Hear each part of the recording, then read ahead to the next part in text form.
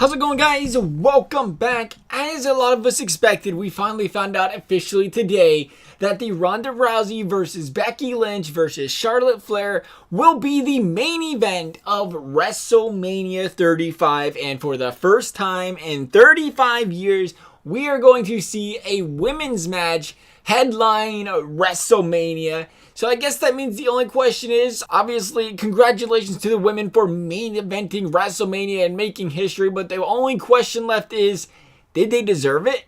Did these women deserve to be in the main event, or was it forced? I mean, let's take a look. We got Rollins versus Lesnar. Obviously, that's a big no-no. I don't think Lesnar deserves any main event, period, because he never shows up on Raw. We got Batista versus Triple H. And to be honest, this is kind of like the new Undertaker Mania match slot right here, where we see a couple of two old guys hashing it out, big WWE names, but at the same time, they don't get thrown in that main event. Then we see Kofi Kingston versus Daniel Bryan, assuming it happens. I mean, it just doesn't stand a chance. Let's be honest. There's no chance in hell we see Vince McMahon let his two ugly stepchildren into one match and let it be the match that headlines WrestleMania. I mean, he's embarrassed to even be seen with him in public. Let's be completely honest here. So that's not going to happen. Unfortunate, deserving, arguably, happening? No. So that really leaves us with the Becky Lynch versus Charlotte versus Rhonda Rousey match.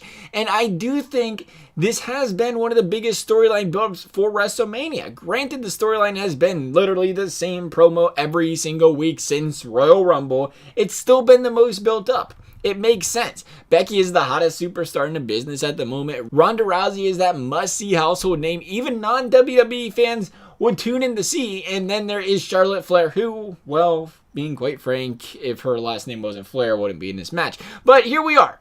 A triple threat match. More action the better, I guess, right? At the end of the day, I think Becky wins this one. She has to, right? I mean, the only thing we got to worry about is she might have to get a hook installed on that cane for that title to carry it around, because we got to assume that bad knee's not going to be healthy all of a sudden anytime in the next 7 years. But she does seem to be the favorite to win. Us SmackDown faithful, though, we can only hope for the sake of SmackDown that she does it. And speaking of SmackDown, the women's evolution has really been taking place.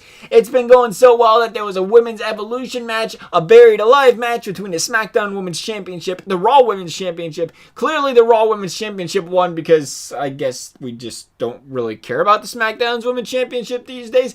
I don't know. But what are you guys thinking about this being a main event? You guys have to let me know. As always, I hope you enjoyed the video. Thank you guys for watching. We'll see you next time.